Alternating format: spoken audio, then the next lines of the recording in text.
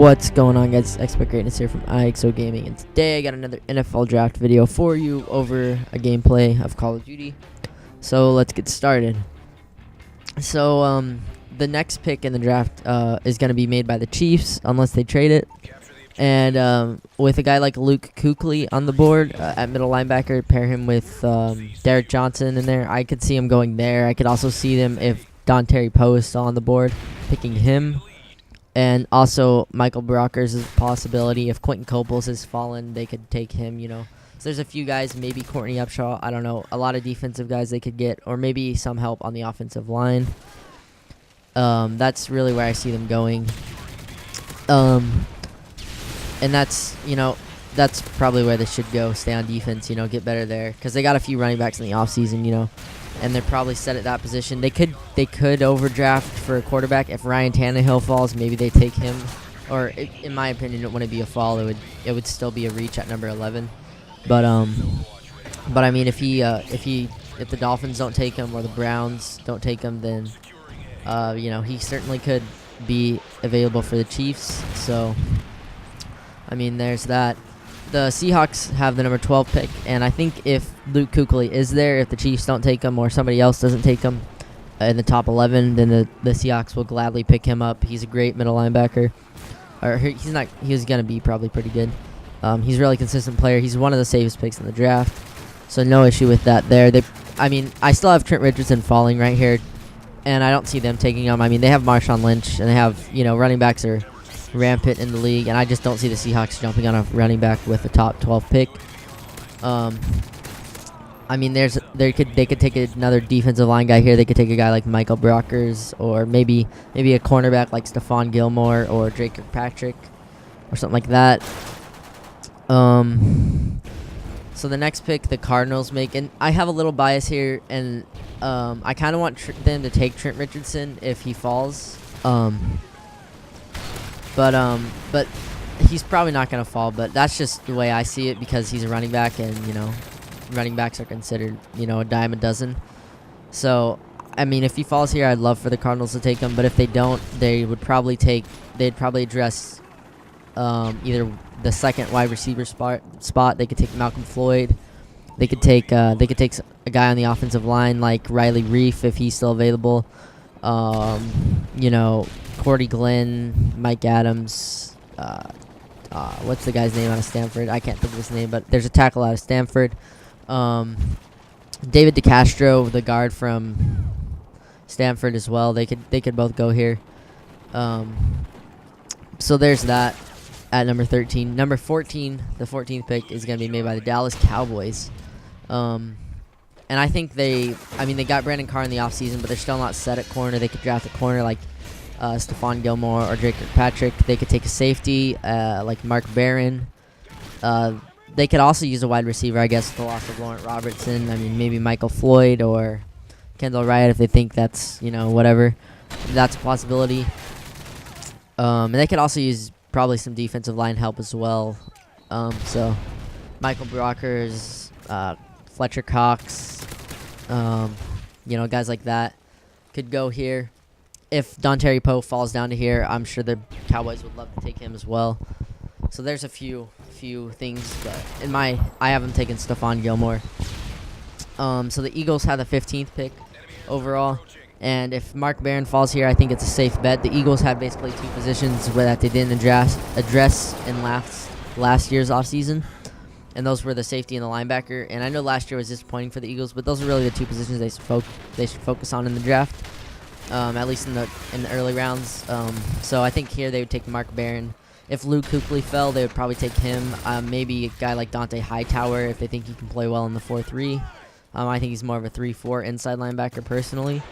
But I like him. I mean, I'm sure he could fit and he'd be a good player for the Eagles. But I see Mark Barron going here.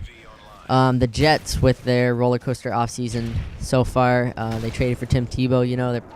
I doubt they draft a quarterback in the first round, but who knows? I mean, the NFL's a crazy place. Look at this guy spawn right here. I just killed him and he spawned right there. That was bullshit. But back on the point. I actually have the Jets taking Michael Floyd, the receiver out of Notre Dame, which is rising up boards at this point, so that might be a little bit of too much of a drop. He might be taken up earlier by a team like the Seahawks or the Chiefs or the Cardinals or the Cowboys. A few teams could take him. Maybe the Jaguars take him with the 7th pick. So, I mean, the Jets would probably, if he's on the board at 16, I'm pretty sure the Jets will take him because he's flying up teams' boards, and I don't see him getting to 16 at this point. But that'd be their number one choice. If Trent Richardson is still here, which I doubt, he would definitely be taken. Maybe some defensive rusher. So if Melvin Ingram falls, if Quentin Cobles falls, they could take guys like that. They could take a guy like Andre Branch out of Clemson, who's another outside linebacker in that 3-4 scheme. So that's kind of how I see it playing out for them, either defense or wide receiver. Also maybe offensive line if they have a little bit of need at right tackle. So if they think there's a guy like Mike Adams or somebody who can play that right tackle position real well, then maybe they draft him. With the 17th pick, the Bengals have the 17th pick. They also have 2 picks, 17th and the 21st. So they could go a number of directions with those 2 picks. They could use them to trade up. They could, maybe trade down, maybe trade. I don't know. When a team has 2 picks in the first round, they're often one of them is used for trade, it seems like. So that'll be interesting to watch. But if they do pick with the number 17 pick overall, I have them taking a guy like Janoris Jenkins out of Florida. Or not Florida. I don't know what he played for. He used to play for Florida. He was a cornerback. I think he played for like Alabama, North Alabama, or something weird like that. He played for a small school because he got kicked out of Florida. He has some character issues as a cornerback.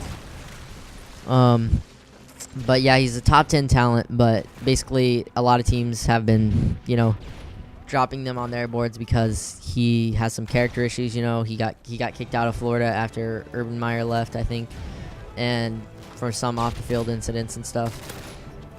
And so he's basically a character that can be a number 1 talent at the cornerback position. And I mean the Seahawks, the Bengals seem to not shy away from those players that much. I mean they signed Pac-Man Jones a few years ago and stuff, who's a prime example of that. But the next team that picks is actually my favorite team, the Chargers. If David DeCastro is here, I really hope they pick him. He's a really good offensive guard. I think he's a safe bet at the offensive guard position. And if he's at number 18, it's a great value in my opinion.